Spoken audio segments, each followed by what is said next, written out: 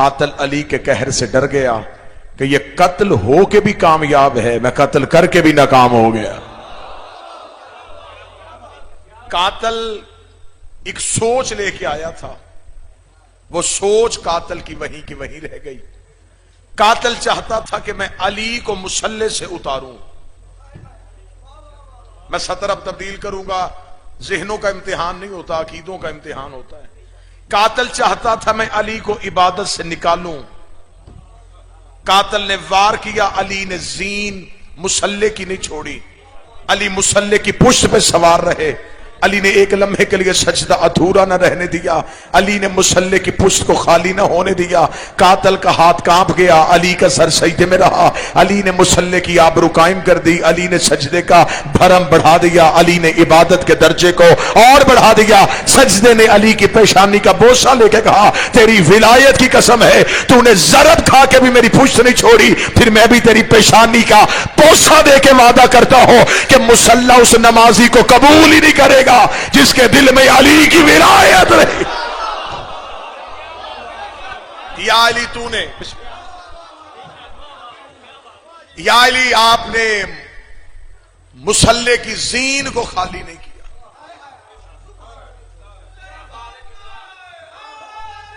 या अली का और मुसल्ले का रिश्ता इतना मजबूत हो गया, मुसल्ले को वो नमाजी अच्छा नहीं लगता जिसके दिल में अली ना हो।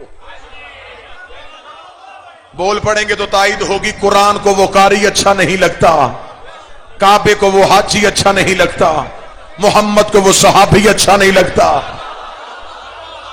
बगैर अली के मुसल्ला नमाज कबूल नहीं करता, कुरान तलावत कबूल नहीं करता। अली के जिक्र के बगैर बंदा कुरान की तलावत करना शुरू करे तो कुरान के लिए मेरे पास एक लफ्ज है, कुरान हमेशा कारी के हाथों में आके चेहरा देखता है। जितनी मार्फत होती है उतने मानी उगलता है, बाकी मानी अपने अंदर समेट लेते हैं। मेरी पूरी तकरीर कुर्बान उस्ताद मनीर न्याजी के जुमले पे। उस्ताद मनीर न्याजी का जुमला, वो कहते कुरान की आयतें इतनी हसीन हैं ये बेजमीर चेहरों से पर्दा करती है। शायद वो लफ्ज समझ नहीं सका, इतनी खूबसूरत है अल्लाह के कुरान की आयतें। बेजमीर पढ़ने लगता है, कुरान अपने ही अंदर छुपने लगता है। सफीन का मैदान था, लाखों का हजूम अली के सामने था। अली ने माल के अश्तर से कहा था, मालिक मेरे दुश्मन पे हमला करके आ। मालिक अली का वो नौकर, अली का वो कमांडर था जिसे अली भी शुजा कहता था, जो अली के होते हुए अली के लश्कर का सिपा सालार था। मालिक घोड़े की जीन पे आए, मालिक ने अपने घोड़े को हवा के दोष पे दौड़ाया। जब मालिक को आते देखा, अली के दुश्मनों ने अली के नौकर के चेहरे के तेवर पढ़े। उन्होंने उसके खौफ से कुरान हाथों में उठा के पढ़ना शुरू कर दिया। कुरान की तलावत करते देख के माल के अश्तर ने घोड़ा वापस किया। अली के खेमे के पुष्ट की पिछली जानब से मालिक गुजरे। अली की आवाज आई, मालिक हमला क्यों नहीं करके आया? मालिक का मौला गया तो हमला करने था, वो कुरान पढ़ रहे थे मैं वापस आ गया, वो तलावत कर रहे थे मैं लौट आया। अली बिजली किसी तेजी से घोड़े की सीन पे आए। अल्लाह का कसम उस खुदा की जिसके कब्जा कुदरत में अली की विलायत और इमामत है, कुरान इनके हलकों में अटका हुआ है, कुरान इनकी गर्दनों में फंसा हुआ है। उसका मौला ऐसे कारी भी होते हैं जो पढ़े कुरान और कुरान हलक में रुक जाए। फरमाया तूने नबी की हदीस नहीं सुनी, अल कुरान अली वाली वाल कुरान, कुरान अली के साथ है, अली कुरान के साथ है। क़यामत तक जब भी कोई कारी कुरान पढ़ेगा, कुरान हलक में रुक के देखेगा, अगर दिल में अली हुआ तो उतर जाएगा, वरना हलक में बादशाह है। कुरान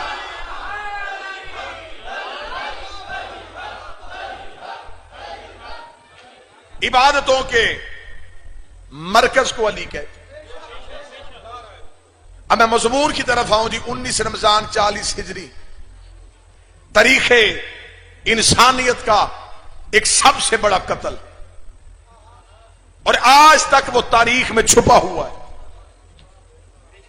मैं अपनी कौम के नौजवान नस्ल की तवज्जो इस मौजू की तरफ मबजूर करवाने के लिए जुमला पढ़ने लगा। मुअर्रिख ने जुल्म किया, उसने लिखा कि अब्दुर्रहमान इब्ने मुलजम ये अली का कातिल था, ये किराए का कातिल था।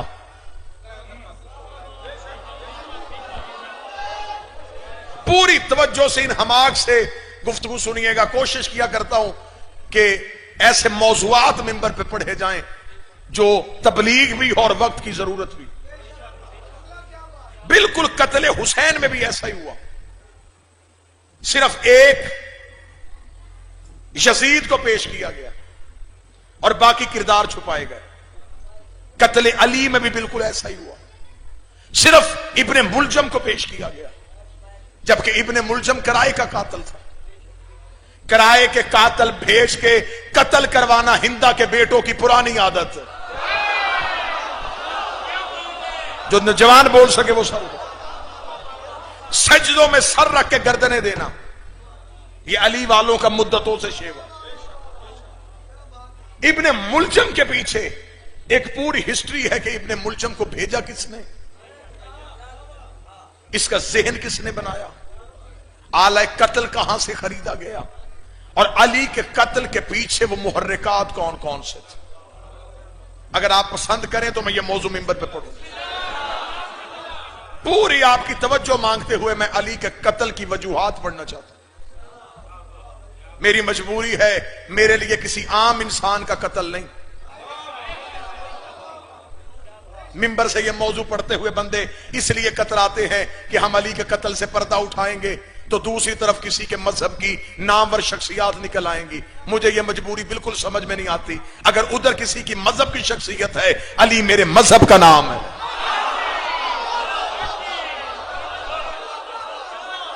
किसी की झोंपड़ी को आग लगे तो बेशक लगे, हमें करनी है कत्ल अली की तहकीक।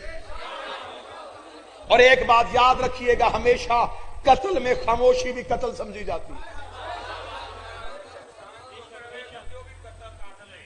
जिसने कत्ल पे खामोशी की, चले मैं बहुत दूर ना जाऊं, पिछले महीनों की बात कर लेता हूं। न्यूजीलैंड की मस्जिद में निहत्ते नमाजियों पे फायरिंग हुई, वो भी मस्जिद में कत्ल हुए। 40 लोग थे, पूरी दुनिया ने उनके हक में आवाज उठाई। मैं ठीक कह रहा हूं? किसी मसलक किसी फिरके बालातर होके, बल्कि लोगों ने मजहब भी नहीं देखा, गैर मजहब ने उनके हक में आवाज उठाई। एहतजाज पूरी दुनिया में इतना हुआ कि न्यूजीलैंड की प्राइम मिनिस्टर को स्याह लिबास पहन के मुसलमानों के घरों में जाना पड़ा। उसने अपने पार्लियामेंट के अजलास का आगाज अल्लाह के कुरान की तलावत से करवाया। जब उससे सहाफियों ने पूछा तूने ये काम क्यों किया है, उस औरत ने जवाब देके बड़े बड़े मुसलमान मौलवियों के बुर्ज जमीन पे फेंक दिए। उसने कहा मैंने ये काम इसलिए किया है, मैंने लिबास मुसलमानों वाला पहना, मैंने कुरान की तलावत से आगाज करवाया इसलिए कि कातल का ताल्लुक मेरे कबीले से है। मैं दुनिया को बताना चाहती हूं कि मेरा ताल्लुक मकतूल से है, कातल से नहीं है। मुसलमान गैरत कर 19 रमजान को कूफा की मस्जिद में अली का कत्ल हुआ है। मस्जिद का लाउड स्पीकर खोल और तरावियों के बाद दुनिया को बता तेरा ताल्लुक कातल के साथ है या मकतूल के साथ, किसके साथ है तेरा?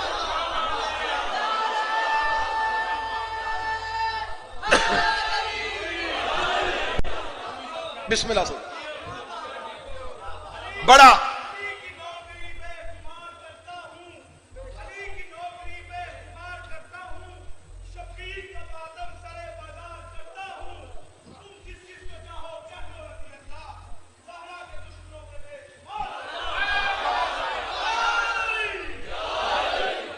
इजाजत है पढ़ी जाए तहकीक, बिल्कुल मजमे में सकूत भी तारी हो जाए, उसकी भी मुझे एक लम्हे के लिए परवाह नहीं, लेकिन तवज्जो की तार को न टूटने दीजिए।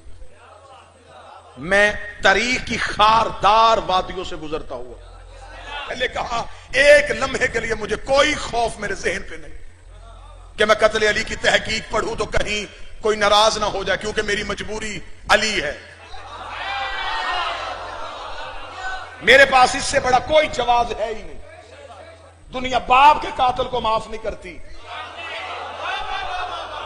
तो फिर मेरे तो मजहब का कत्ल।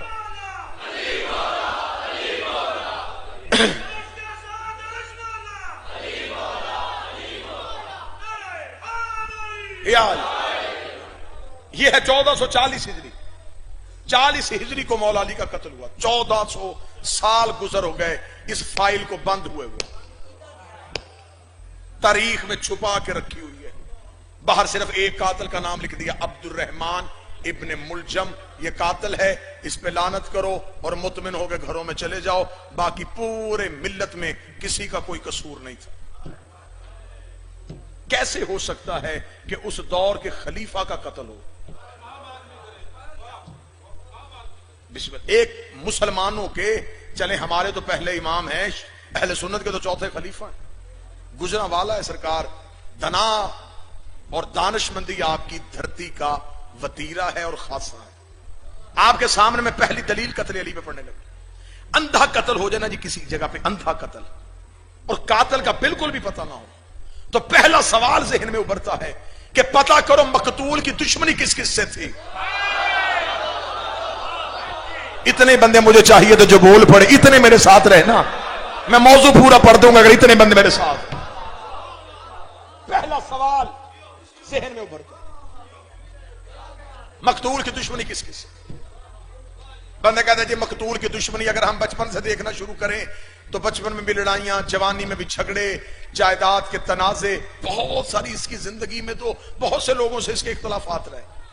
अक्लमंदी का तकाजा यह है। फिर कानून नाफज करने वाले अदारे दूसरा सवाल करते हैं कि सारी दुश्मनियां नहीं देखनी, कत्ल होने से पहले आखिरी लड़ाई किससे हुई थी? अब मजमा चुप भी हो जाए तो मैं अकेला भी 12वें की कचहरी में खड़ा हूं, मेरा बादशाह तो देख रहा है ना, मैं उसके दादे के कत्ल की तहकीक पढ़ रहा हूं। आज जमाना सिर्फ एक ही सवाल का मुझे जवाब लेके बताए कि अली की कत्ल से पहले आखिरी लड़ाई किससे हुई थी? तो 40 हिजरी को अली का कत्ल हुआ है, 36 हिजरी को जबल हुई है, 37 हिजरी को सफीन हुई है। अली के कातिल का तो पता चल गया, अली का कातिल या जबल में खड़ा है या सफीन में खड़ा। अली के कातिलों का सुराग, पहला खुरा हाथ आ गया जी। इजाजत है चले पीछे, साथ तू मेरा देते रहना, चुप करके मेरे पीछे चलते रहना, यूं कातिल के गिरेबान में जाके हाथ डालो। बिल्कुल एक लम्हे के लिए ज़हन में नहीं आया कि मैले जमीन पे ना चली जाए, अधूरी पैगाम चला जाए, ये वीडियो रिकॉर्ड कर ले, ये बात महफूज हो जाए। किसी भी चौक में अली और ज़हरा की वकालत करता मारा भी जाऊं, ये लफ्ज महफूज हो जाने चाहिए कि कत्ले अली रहना जी। ले जी, कत्ले अली का पहला सुराग मिल गया। आखिरी लड़ाइयां 3 और 4 साल पहले हुई और वो जमल हुई और सफीन हुई। जब मैंने तारीख के कलेजे पे हाथ डाल के कहा कि बता जमल में अली के मुकाबले में कौन था, सफीन में अली के मुकाबले में कौन था, तारीख के माथे पे शर्मिंदगी का पसीना आ गया, तारीख के जिस्म पे यूं कप कपी तारी हुई। तारीख ना मुझसे सच्चाइयां ना उगलवाना, जमल में भी यहूदी नहीं थे, सफीन में भी काफर नहीं थे, वहां भी मुसलमान खड़े थे, यहां भी मुसलमान खड़े थे। मैंने तारीख से कहा मेरी मजबूरी है, मेरे मुर्शद का कत्ल है, मेरे रहबर का कत्ल है, मैंने तेरी तह तक पहुंचना है, मुझे बता जमल में कौन आया था, सफीन में कौन आया था? उसने कहा जमल की कमांडिंग एक नबी की सौजा कर रही थी, सफीन में एक लश्कर का सिपह सलार नबी का सहाबी था। मैंने कहा मुझे नाम ना बताना, कोई भी था, मेरे सामने नबी की हदीस है, अल हक अली व अली माल हक, हक अली के साथ है। जमल में जो भी आया, सफीन में जो भी आया, अली के मुकाबले पे नहीं आया, हक के मुकाबले पे। इसका मतलब है कि लड़ाई जमल में भी अली हक पे, सफीन में भी अली हक। आइए पहली लड़ाई की तरफ चलते हैं और तारीख से पूछते हैं पहली लड़ाई की वजह। प्रॉपर्टी, जगीर, जायदाद, तख्त, ताज, हुकूमत। तारीख ने कहा ये सारे सवालों के जवाब नहीं की सूरत में। मैंने कहा फिर अली से लड़े क्यों थे? अब मैंने पहले कहा है कि वल्लाह बखुदा ये मिंबर के गिलाफ पे मेरा हाथ। अगर आप कहें ना कि मैंने किसी एक सफे से पढ़ के आपको सुना दिया, दांतों को पसीना आता है तारीख से ये हकीकतें निकालने के लिए जो मैं आपके सामने पढ़ लगा।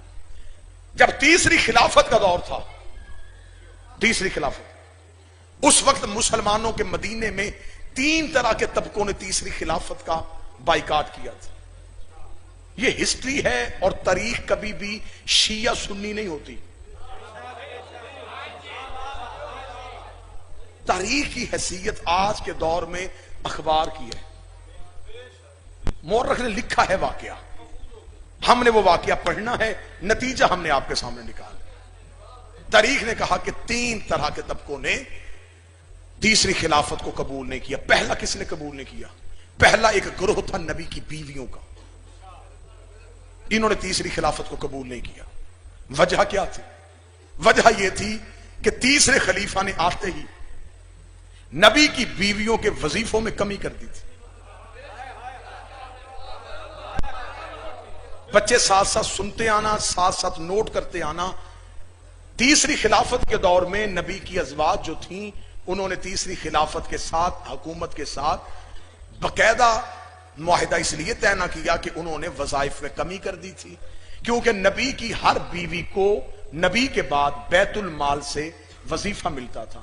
एक ही नबी की बीवी है जिसने वजीफा नहीं लिया।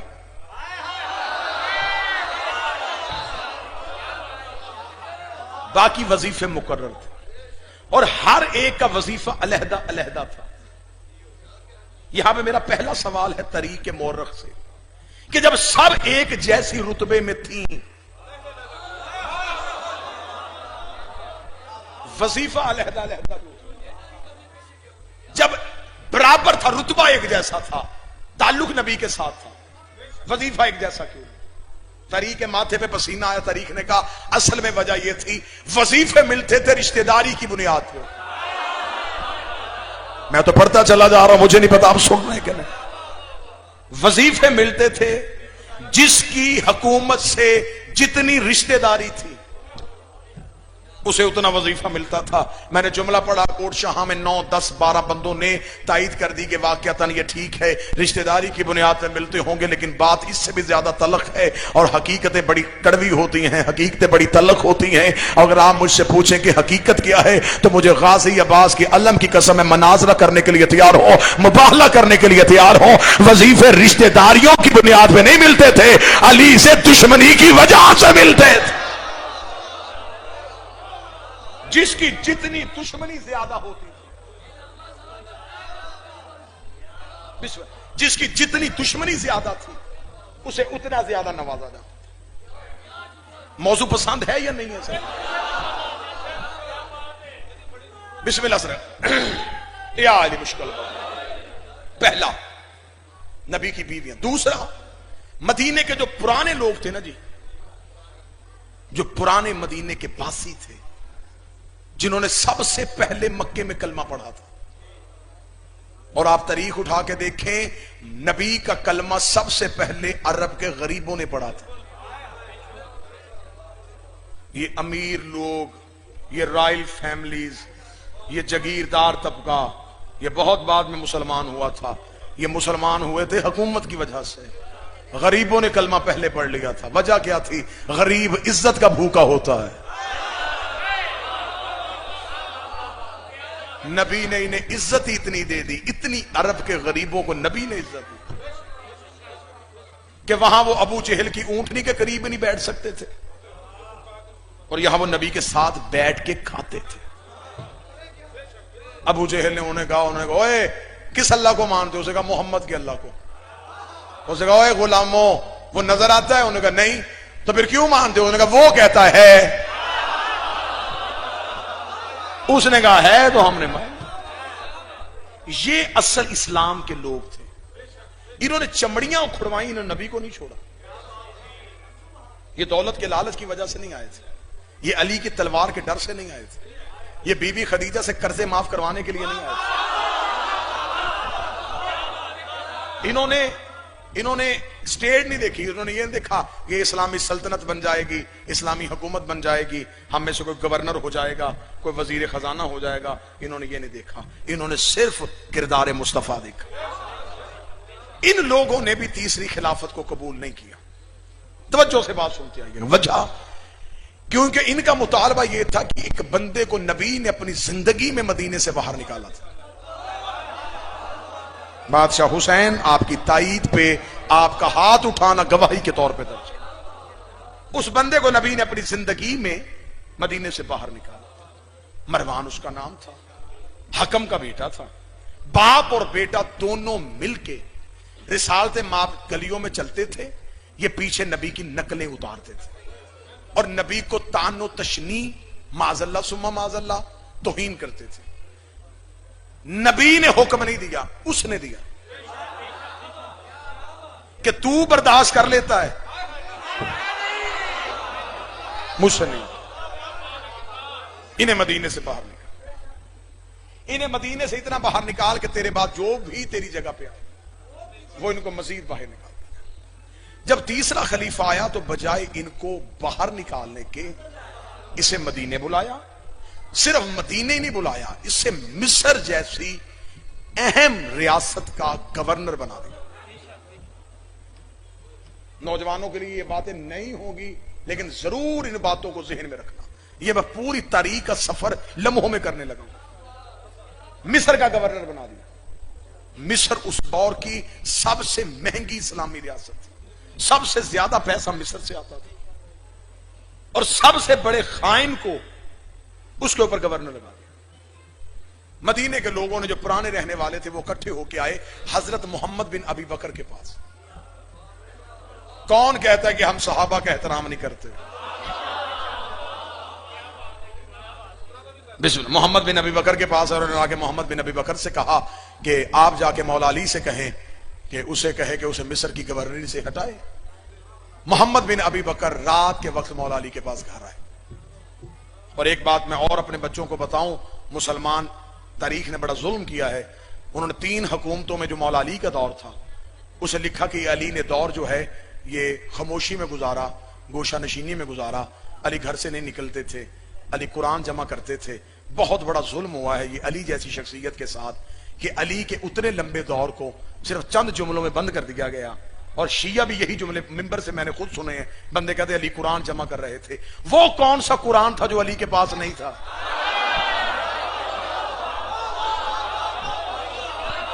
मेरी समझ में आज तक ये फलसफा नहीं आया कि वो कौन सा कुरान था जो अली जमा कर रहे थे। कुरान तो सारा अली के सीने पे, बल्कि अली खुद कुरान का जिस्म थे। अली कहां से कुरान जमा कर रहे थे? अगर मैं इसमें पूरी 45-50 मिनट गुफ्तगू की जा सकती है। मौला अली का वो जो दौर था, वो बड़ा इनकलाबी दौर था। मौला उस दौर में मदीने में नहीं रहते थे। मौला मदीने से चले गए थे। मदीने के थोड़ा बाहर जाके मौला ने एक अपना फार्म हाउस बनाया था जिसका नाम यम्बो था, जिसे आज मदीने में बीरे अली के नाम से याद किया जाता है। यह मौला ने मदीने के बाहर जाके बना दिया था। इस पूरे दौर में मौला ने पहली बार जो कुएं खोदे थे, ये मौला ने 24 कुएं उस दौर में अपने हाथों से खोदे थे। कुएं से पानी लेके जमीनों तक पहुंचाना मौला अली ने अपने दौर में शुरू किया था। सबसे पहले कपास मदीने में मौला अली ने काश की थी। यही कपास जिसकी रुई घर आती थी, बीबी काटती थी, चादरें बनाती थी, और उसी रुई की हाथ की बने हुआ रुमाल आज भी हुर के हाथ माथे पे। यह पूरा एक दौर है मौला अली का, जो दौर पढ़ा जा सकता है, लेकिन मुझे पढ़नी है कत्ल अली की वजह। मुतलाशी है सरकार आप इन हकायक के। अब मोहम्मद बिन अबी बकर जो है वो मौला अली के पास गए। मौला अली से कहा कि मौला आप इससे जाके कहें खलीफा से कि ये उसको माजूल करे। मौला मोहम्मद अबी बकर को साथ लेके दरबार में गए। जब दरबार में पहुंचे तो नौकर ने जाके उन्हें बताया कि असल हाकम आया है। जो बंदे सर हिला रहे हैं वो थोड़ी देर के लिए अगर जाग जाएं तो उनके लिए बेहतरी है। उसे जाके खबर दी कि असल हाकम है, हकीकी वारस आया। वो उठ के और क्या आगे उन्होंने मौला अली से पूछा, जी हाँ जी, वसी रसूल है, जानशीन पैगंबर है, दमाद रसूल, आप क्यों आए? मौला फरमाया मैं तुझसे पूछने आया हूं कि तूने उसे मिस्र का गवर्नर क्यों लगाया? इसका आपने हुक्म करते हैं तो हम उसे अभी ओहदे से हटा देते। तो आप कोई मौजू बंदा आप दे दें जिसे हम मिस्र का गवर्नर लगाएं। मोहम्मद बिन अबी बकर मौला अली के साथ खड़े थे। उसे मोहम्मद बिन अबी बकर तरफ देके कहा, मेरे ख्याल में मोहम्मद से ज्यादा मौजू कोई नहीं है, इसे मिस्र का गवर्नर लगा देते। फौरी तौर पे अपने कातब को जगाया कि एक सरकारी हुक्मनामा लिख सरकारी हुक्मनामा लिखा कि मोहम्मद बिन अबी बकर मेरा खत लेके तुम्हारे पास आ रहा है। जो ही मोहम्मद तेरे पास पहुंचे अपने आप को ओहदे से मजूल समझ, अपनी जगह पे मोहम्मद को तख्त पे बिठा, सारे इंतजामात मोहम्मद के हवाले करके खुद मदीने पहुंच। ये तहरीर लिख के मोहम्मद बिन अबी बकर के हवाले की। मोहम्मद बिन अबी बकर ने तहरीर को बंद किया। मौला अली चले दरबार से। मौला बाजार में, मोहम्मद साथ साथ। मोहम्मद सोच रहा अली के आने की वजह से इसने इतना अली का हया किया, इतनी अली की इज्जत की कि मौला ने एक ही शिकायत की, इसने फौरन दूर कर दी। चलते चलते अली के घर का दरवाजा आ गया। जो ही अली दरवाजे से एक कदम अंदर एक बाहर था, या मोहम्मद ने कहा मौला आप घर के अंदर जा रहे हैं, जहमत दोबारा ना मुझे देनी पड़े, मुझे बताएं कि मैं अभी मिस्र के लिए निकल जाऊं। मौला ने पर्दे से पीछे सर हटा के कहा चले जा, लेकिन रात को सफर ना करना। चले जा, चले जा, लेकिन हकीम का कोई फेल हिकमत से खाली नहीं होता।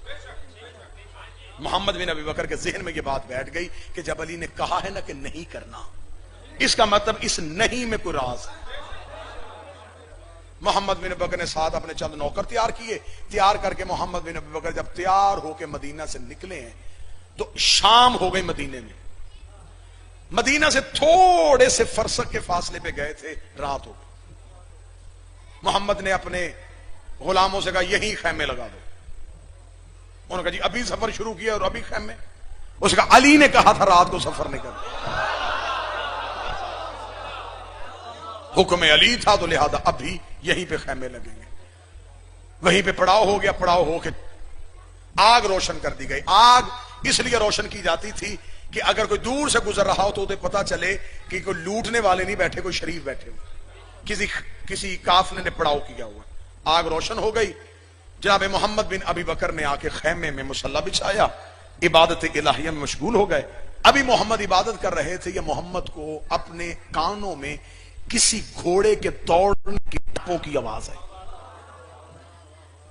मोहम्मद बिन अबी बकर ने फौरन कान आवाज की तरफ किया। अब आवाज से मोहम्मद बिन अबी बकर ने अंदाजा लगाया एक ही घोड़ा है, घोड़ा भी आला नस्ल का है, भाग भी तेज रहा है, निकला भी अभी मदीने से है।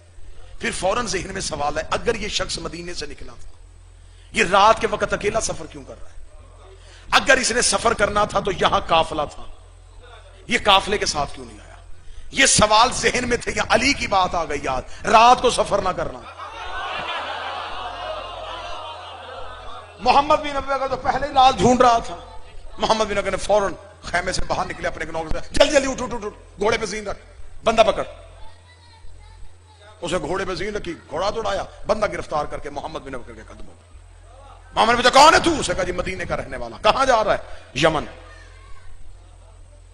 क्यों जा रहा है? उसने कहा इसी जाती काम के सिलसिले में। मोहम्मद बिन अबी बकर ने अपने नौकरों से कहा इसकी तलाशी लो। जामे तलाशी ली गई, कुछ जाती सामान को ज्यादा रहा, इसके अलावा कुछ नहीं।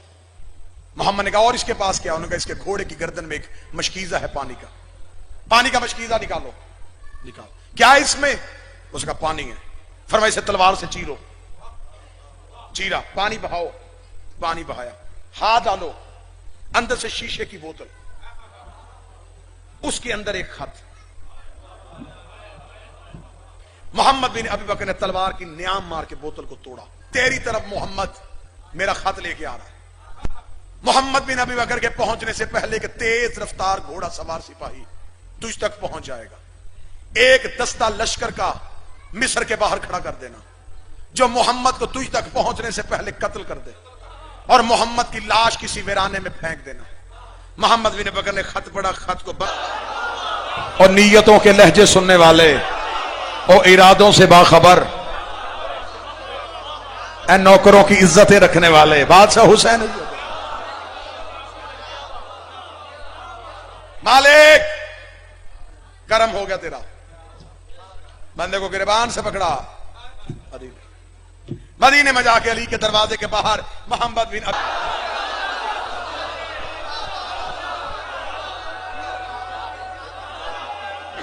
यार पसंद है मौजू के नहीं पसंद है? बंदा गिरफ्तार हो गया। उसने कहा या अली बंदा गिरफ्तार हो गया। अली बाहर आए, मोहम्मद ने कदमों पे हाथ रखेगा। मौला जब खबर थी, मुझे क्यों भेजा? मौला मुस्कुरा के फरमाते, मोहम्मद मैं सबूत के बगैर हमला नहीं करता। आए कहां से ला गई दुनिया अली जैसा इमाम। बंदे को पकड़ा और मौला अली अपने घर में गए। तारीख कहती है अली ने जर्द रंग की अबा पहनी। जर्द अबा हमेशा मौला अली जंग में जाते हुए इस्तेमाल करते। जब अली अपने कांधे पे जर्द अबा रखते थे तो उस रात मौला ने जर्द अबा अपने कांधे पे रखी। कांधे पे रख के मौला दरबार की तरफ गए। दरबार के बाहर नेज़े बरदार मशाले लेके सिपाही खड़े थे। अली ठोकर से दरवाजा खोला, उठाओ इसे। अली का जलाल दग से जमीन पे गिरा। न ताज संभला न आवाज संभली। बिड़बिड़ाते हुए अली के सामने आके, जी या अली हुक्म। अली ने फरमाया कि ये कासा तेरा है?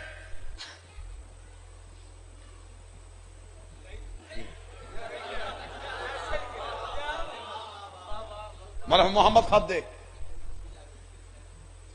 खत तेरा है?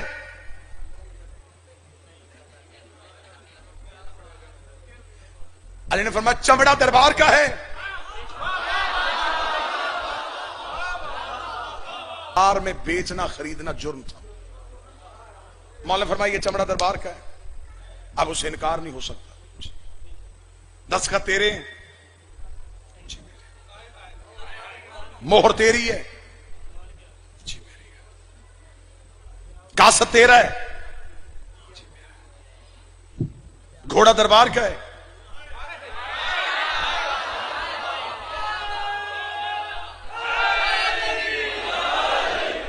जी मेरा। इतना कहना था या अली मुड़े बिना तशबीह। अली चलने लगे पीछे। या अली बात तो सुनेंगे। फरमाया बस अब अली की कोई जिम्मेदारी नहीं। हाय हाय हाय बस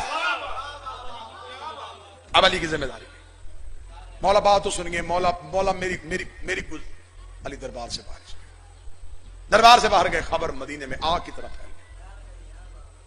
जो एक ग्रोह पहले ही दुश्मनी में अमाता था, उनके हाथ ये जवाब आ गया। उन्होंने खलीफा के घर का घेराव कर लिया। पूरी रात बंदों ने घर का घेराव किए रखा। तारीख में जुमले ना हो मैं इस चौक में गर्दन का लहू दूं। इसने दीवार के पीछे एक चीज रख के उसमें खड़े होके ऊंची आवाज में कहा, कोई अली को बताए कि मैं प्यासा हूं। कोई अली को जाके खबर दे कि मैं भूखा हूं। इतना सख्त पहरा था कि परिंदा पर नहीं मार सकता था। या यकदम गली में दो साए दाखिल हुए। सिपाहियों ने कहा रोको रोको रोको, इसे कौन है? पीछे से आवाज आई, रास्ता दो, हसन और हुसैन आ रहे हैं। नेज़े हटे। जब रोशनी में शहजादे आए, हसन के हाथ में खाना, हुसैन के हाथ में पानी। शहजादों ने दीवार पे खाना और पानी रख के कहा, सखी ने भेजा है।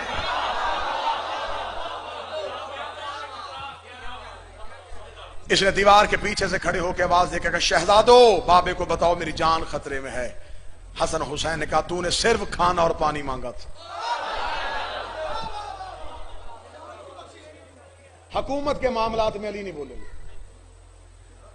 मदीने के मुकामी इख्तलाफात में अली नहीं बोलेंगे।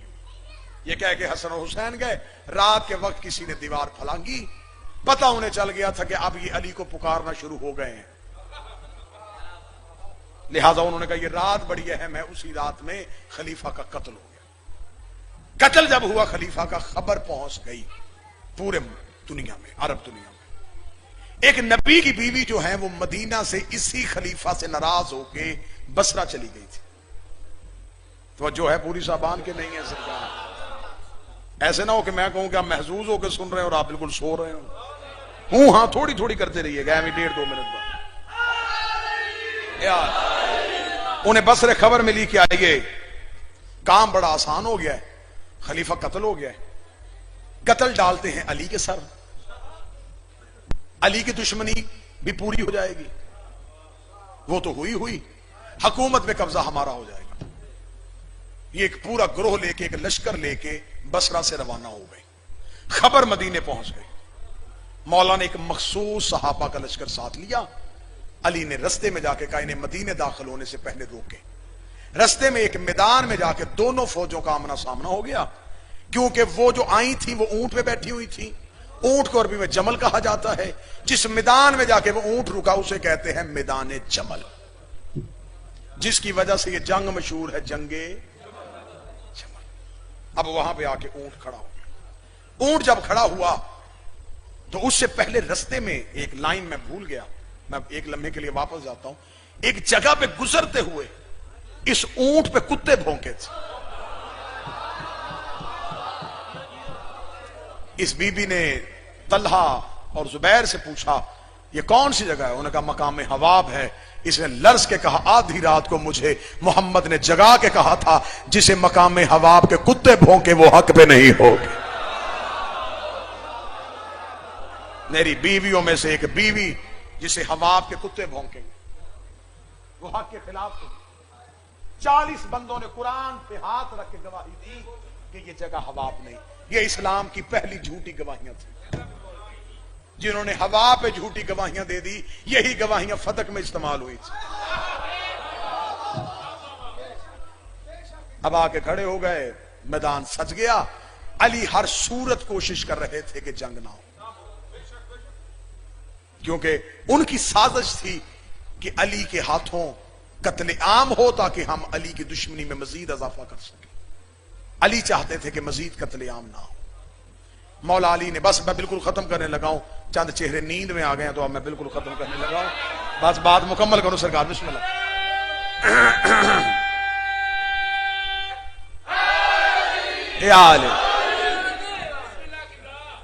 मौला ने, बिस्मिल्लाह सरकार, बादशाह हुसैन इज्जत दे, मौला ने जनाब हसन को भेजा। हसन जाके समझा के आ। जनाब हसन आए, उस वक्त ये बीबी खेमे में थी। हसन ने आके कहा मेरे बाबा अली ने मुझे भेजा है, बाबा जंग नहीं करना चाहते, बाबा चाहते हैं कि आप वापस मदीने खैर खैरियत से आफियत से चले जाएं, ये ग्रोह आपको उकसा रहा है। उन्होंने कहा नहीं, मैं हर सूरत में जंग करूंगा। मौला हसन वापस आए। मौला ने आके कहा मौला बाबा मैंने कहा लेकिन वो मानने के लिए तैयार नहीं। मौला सोच रहे थे कि कहीं जंग रुके। मौला ने आखिरी हरबा इस्तेमाल किया। मौला फरमाया मोहम्मद बिन अबी बकर तुम जाओ। जब मोहम्मद बिन अबी बकर गए तो किताबें कहती हैं कि इनके खेमे के बाहर 2 सिपाही खड़े थे पहरा देने के लिए। जब मोहम्मद अंदर दाखिल हुए तो उन्होंने नेजों के साथ मोहम्मद को रोका। कहां जा रहे? उसने कहा मेरी बहन है, मैं मिलना चाहता हूं। उन्होंने मना किया है कि मोहम्मद भी आए तो मुझसे मिलने की इजाजत नहीं है। मोहम्मद बिन अबी बकर ने दरवाजे से कहा मैं भाई होकर मिलने आया हूं और आपने सिपाहियों के जरिए मुझे रोस्ट दिया है। उन्होंने अंदर बैठे हुए कहा तू मेरा कोई भाई नहीं है, अगर तू मेरा भाई होता तो मेरे लश्कर पे होता, तू अली के लश्कर पे ना होता। जुमले मोहम्मद बिन अबी बकर के ना हो, मैं अपनी गर्दन का लहू दो। मोहम्मद बिन अबी बकर का किस भाई होने का फायदा उठा रही है? तेरे जैसी 1000 बहनें हो, मैं अली की नौकरी से कुर्बान कर, मैं अली की नौकरी नहीं छोड़ सकता। मेरे सामने हदीस पैगंबर है।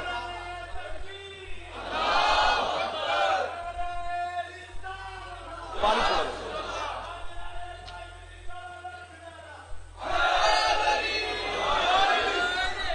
मौजूद साहब मैं वार दूं अली के नौकरी से। उसका फिर मोहम्मद वापस जा। मोहम्मद बिन अबी बकर वापस आ गए। सुबह के वक्त ऊंट को मैदान के बिल्कुल वस्त में लाके खड़ा कर दिया। तारीखें कहती है ऊंट भी आम ऊंट जैसा नहीं था। इसका चेहरा हैबतनाक था, नुकीले दांत थे, लंबा कद था। ऊंटों में भी वहशतनाक ऊंट था, जिसमें लाके अमारी रखी गई। अमारी में उन्हें बिठाया गया, इर्द गिर्द हजार घोड़ों का बांधा गया। जब मौला अली ने फरमाया सिपाहियों से कि हमला किया जाए, हमला करने के लिए जब अली के नौकर आगे गए और सफ बांध के खड़े हुए कि कोई मुकाबले पे आना चाहे तो आए, किताबें कहती हैं कि दूसरी तरफ से अब क्या, और अली के नौकरों की तलवार के नीचे जाकर अपनी गर्दन कर दी। गर्दनें कटनी शुरू हो गई। लोग रजा कराना तौर पे अपने आप को मौत की घाट उतारना शुरू।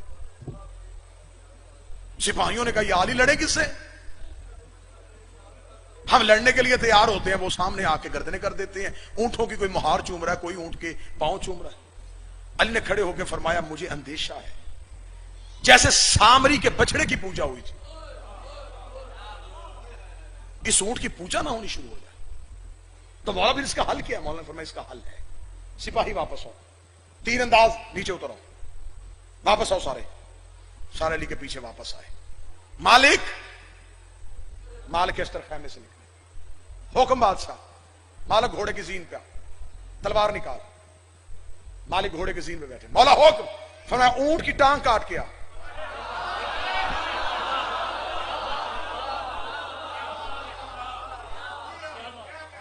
अब अली के नौकर पीछे बैठे, अली के बेटे जो हैं वो टीले पे हैं और अली देख रहे हैं। मालिक के अस्तर घोड़े की जीन पे, हुक्म अली आया, तलवार न्याम से निकाली, पूरी शिद्दत से मालिक दौड़ के गए, घोड़े की जीन छोड़ी, घुटनों के बल खड़े होकर मालिक ने वार किया, ऊंट की गर्दन काटी। मालिक घोड़े की पुछ पे सवार हुए, घोड़ा आगे निकल गया। पीछे मुड़ के मालिक ने देखा 3 ऊंटे, टांगों पे ऊंट खड़ा है, एक टांग कट चुकी है लेकिन ऊंट खड़ा है। मालिक फिर वापस आगे से घूम के फिर वापस आए, पूरी शिद्दत के साथ दूसरा वार किया, दूसरी टांग कट गई, 2 टांगे ऊंट खड़ा। मालिक फिर टीले के ऊपर से घूम के आए, फिर तलवार को न्याम में दोहराते हुए फिर आके पूरी शिद्दत से वार, तीसरी टांग कट गई, एक टांग पे ऊंट खड़ा है। जब एक टांग पे खड़ा ऊंट देखा तो उधर वाले लश्कर में शोर मच गया, हक हमारे साथ है, अल्लाह हमारे साथ है, ये है अल्लाह की गैबी कुव्वत, ये है अल्लाह की गैबी ताकत। ये देखो अली ने ऊंट की टांगे भी कटवा दी लेकिन अल्लाह उस ऊंट को गिरने नहीं दे रहा। अली के नौकरों में सनसनाटी हो गई, या अली ये क्या हुआ? अली फौरन अली ने अपनी अबा फेंकी, अली टीले पे आए, मालिक जी, मौला मालिक टांग काट। मौला काट रहा, ऊंट गिर नहीं रहा। फरमाया ला हौला वाला पढ़ के काट, ऊंट नहीं शैतान खड़ा है। मालिक लाहौला वाला पढ़ के ऊंट की अगली टांग कर किताबें कहती है मालिक ने अपने घोड़े को दौड़ाया, मालिक ने दोनों घुटने जमीन पर रखे, लाहौला वाला पढ़ के मालिक ने ऊंट की टांग काटी, टांग का कटना था, ऊंट जमीन पे गिरने लगा, हमारी जमीन पे आने लगी, लोगों के दिल धड़कने बंद हो गए। ये अली ने क्या किया है? अभी नबी की ज़ौजा की तौहीन होने लगी है, अभी हमारी ऊंट की पोस्ट से जमीन पे आई नहीं थी, या अली की पोस्ट के पीछे से एक बिजली की तेजी से जवान पूरी ताकत के साथ घोड़ा दौड़ा के भागा। उसने हमारी जमीन पे आने से पहले हौदज के अंदर हाथ डाला, उन्हें उठा के घोड़े के पोष में बिठाया, उसने पीछे से आवाज लगेगा, हाय क्या किया अली ने? नबी की सौजा को गैर का हाथ लग गया। उसने नकाब हटाकर चुप, तेरा भाई मोहम्मद भी नबी बका रहो।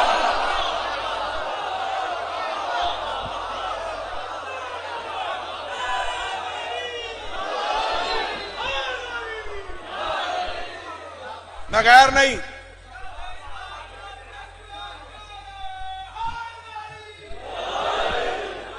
तेरा भाई मोहम्मद। बादशाह हुसैन इज्जत दे, जिसने 45 मिनट मेरा साथ दिया, अगली सदर भी उसी बंदे के लिए। अब जिस जुमले के लिए जी पूरी मेहनत की है ना जी, जुमला नहीं पढ़ने लगा, मैं दलीलों के सर काटने लगा। एक लम्हे के लिए कोट शाह अपनी समाते मुझे उधार दे दे, अगले लम्हे में यूं अपने आप को अर्श पे हल्का महसूस करोगे। या जब मोहम्मद की आवाज आई, दोबारा आके खैमे में बिठाया गया, अली खुद अपने बेटों के साथ गुफ्तगू करने के लिए खैमे के बाहर आए। अली ने फरमाया मैंने पहले हसन को भेजा, फिर मैंने मोहम्मद बिन अबी बकर को भेजा, मैंने बार बार कोशिश की कि आप वापस चली जाए, लेकिन आपने अपनी निस्बत का ख्याल नहीं किया। मुझे रसूल की निस्बत बड़ी अजीज थी। उन्होंने खैमे के अंदर बैठे हुए कहा, काश अली तू मेरी निस्बत को समझ आता, मैं मदीने जाके लोगों को बताऊंगी तूने रसूल की ज़ौजा के साथ ये सलूक किया। इतना कहना था, अली ने खैमे के बाहर से आवाज देकर दोबारा ये फख्र अली के सामने ना करना, रसूल की ज़ौजा थी है नहीं, थी है नहीं, इतना जोला कहना। दोनों का किस तरह निस्बत से महरूम कर सकता है? अली ने फरमाया मुझे मोहम्मद ने अपना नफ्स कहा है, मैं नफ्स मोहम्मद होने के तहत आज से आपको निकाह से खारिज कर।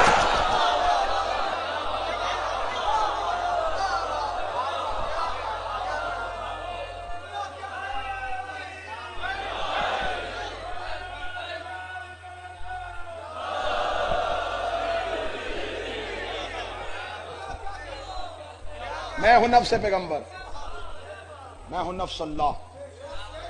एक ही वक्त में अली के पास 2 नफ्स थे, अल्लाह का नफ्स भी था, मोहम्मद का नफ्स भी था। और जो निकाह पढ़वाते हैं, पढ़ते हैं, उन्हें पता है जब सीगा निकाह पढ़ा जाता है तो नफ्सी का लफ्ज आता है, निकाह जिस्म का नहीं, नफ्स का होता। नफ्स मोहम्मद का नाम अली है। नफ्स मोहम्मद था नहीं, नफ्स मोहम्मद है। आज भी कोई इख्तियार मोहम्मद को पर्दे में बैठ के इस्तेमाल कर रहा है। बस ये ऐसा वाकया रूनुमा होना था, या अली की दुश्मनी और फैल गई। फिर सफीन आ गई। सफीन में फिर अली के दुश्मन अली के सामने नए तरीके से सामने आ गए। जमल और सफीन की लड़ाई का बदला लेने की खातर शाम से जहर मदीन कूफे भिजवाई गई। कूफे में कतामा नामी औरत को तैयार किया गया। यमन से एक बंदे को खरीदा गया जिसका नाम अब्दुर्रहमान था, उसे कूफे भेजा गया। यह कत्ले अली से 1 महीना पहले कूफे पहुंच गया। जब यह कूफे में दाखिल हुआ, यह पहली बार मस्जिद में अली के पीछे नमाज पढ़ने आया। मौला ने इसकी तरफ देख के कहा, इन्ना लिल्लाहि व इन्ना इलैहि राजिऊन। यह कूफे में था, यह बीमार हो गया। तारीख कहती है इसकी दवा और पानी लेके खुद अली इसके घर गए। इसका कूफे में कोई था नहीं। अली ने इसे अपने हाथों से दवा पिलाई, अपने हाथों से खाना खिलाया। इस मलाउन ने कहा, मैंने दुनिया में तुझ जैसा शरीफ इमाम नहीं देखा। इतना जुमला कहना था, या अली की दाढ़ी आंसुओं से भर गई। इसने कहा, या अली आप रोए क्यों हैं? अली ने फरमाया, एक तरफ मेरी इमामत की तारीफें करता है, मेरी बेटियों को यतीम करना चाहता है। इसके घर बैठ के अली ने फरमाया, तू मेरा कातिल है। इसने कहा, या अली मैं आपके कत्ल का इरादा नहीं रखता। अली ने फरमाया, मैं जानता हूं तू मेरा कातिल है। तू किसके घर में रुका हुआ है? तूने अपनी तलवार कहां से खरीद के किस जहर में बुझाई हुई है? अगर तू कहे तो मैं अभी तुझे बताऊं कि इस वक्त वो तेरी तलवार किसके घर जहर में बुझी हुई है, जो तूने वहां से 10 दिन के बाद उठानी है। उस तलवार को तूने संभालना है और 19 की सुबह तूने मेरे सर पे जरब लगानी है। बस सादात और गैर सादात, दुख शियों को यही रुला गया। ईद करीब थी और ज़ैनब यतीम हो गई। आए बेटियों से यतीमी तो बर्दाश्त ही नहीं होती, वो भी परदेश में, वो भी ईद करीब। ये जो दिन होते हैं ना जी, ये जो अब दिन गुजर रहे हैं, इन दिनों में बेटियों की नजरें होती हैं पेके घरों पे। कोई भाई के इंतजार में, कोई बाबे के इंतजार में। किसी को है मेरा भाई आ रहा होगा, किसी को है मेरा बाबा आ रहा होगा। जितने मोमन बैठे हो, भाई बैठे हो, बहनों वाले, तुम्हें ज़ैनब के उजड़ने का वास्ता, जिंदगी में बहनों से नाराज ना होना। ये बहनों की नाराजगियां वक्ती होती हैं, इन्हें भाइयों पे बड़ा मान होता है, इन्हें बड़े मान होते हैं अपने भाइयों पे। सादात और गैर सादात से माफी मांग के, बस बहुत ज्यादा पड़ गया, इतना पढ़ना चाहिए नहीं था। वक्त के दामन में वुसअत नहीं, सिर्फ और सिर्फ ज्यादा से ज्यादा 5 मिनट मुसीबत पढ़ूंगा। 2-2 आंसू आपकी आंख से आ गए, 1-1 आंसू की खैरात और चाहिए। इन पाक रातों में बैठ के हुसैन को रोने का अजर भी बहुत ज्यादा हो जाता है। रेडी लगाता हूं ना जी भाई, बहन के घर ईद देने जाए, बहन को पता होता मेरा भाई गरीब है, बहन ईद लेती नहीं, रो के कहती है, तेरी जवानी की कसम मुझे चीजों की जरूरत नहीं, तू चल के मेरे घर आ गया ना, मेरे लिए यही बड़ा है। बस तू मेरे घर आ जाया कर, मुझे किसी चीज की जरूरत नहीं है। बहनों को बड़ा इंतजार होता है पेक के घरों का। अब कोई मात में बैठा है तो हाय कह देना या एक हाथ सीने में मार देना। अली के बाद कूफे में पहली ईद थी। हसन सर पे बाबे वाला अमामा रख के बहन के घर गए। हसन की आवाज रो के आई, ज़ैनब बाबे के बाद पहली ईद है। ज़ैनब मैं हसन भाई बन के नहीं बाबा बन के आया हूं, हो सकता है तुम्हारा गिरिया बुलंद हो जाए तो मैं इसी रिवायत में मिंबर छोड़ दूं। रो के हसन की आवाज आई, ज़ैनब भाई बन के नहीं बाबा बन के आया हूं। ज़ैनब ईद आ गई है, कुछ मांग मैं तुझे बाप बन के दूं। इतना कहना था, मुसल्ले से उठी अली की नमाजी बेटी, भाई के गले में बाहें डाली, हसन की दाढ़ी चूम के कहती, तेरी जवानी की कसम है मैंने तो जिंदगी में बाबे से भी कुछ नहीं मांगा था, मैं तो जिंदगी में बाबे से कभी बोली नहीं थी। हसन रो कहते फिर मेरी हसरत है तो मुझसे कुछ मांगे मैं तुझे दूं। रो कहती है हसन मैं जो मांगू वो देगा। हसन ने हुसैन के सर पे हाथ रखा, रखेगा मैं हुसैन जामन देता हूं, तू जो मांगेगी मैं दूंगा। जो माफी में दे एक हसीने पे मारना। ज़ैनब ने भाई के गले में बाहें डाली, रो कहती फिर मेरी मिन्नत है एक बार अब्बास से कहे मेरे बाबे अली के कपड़े पहन के मुझे मेरे घर में चल के दिखाए, मैं गाजी को चलता हुआ देखो मुझे मेरा बाबा अली याद आए। और अब्बास जब चलता है चलने में अली जैसा लगता। अल्लाह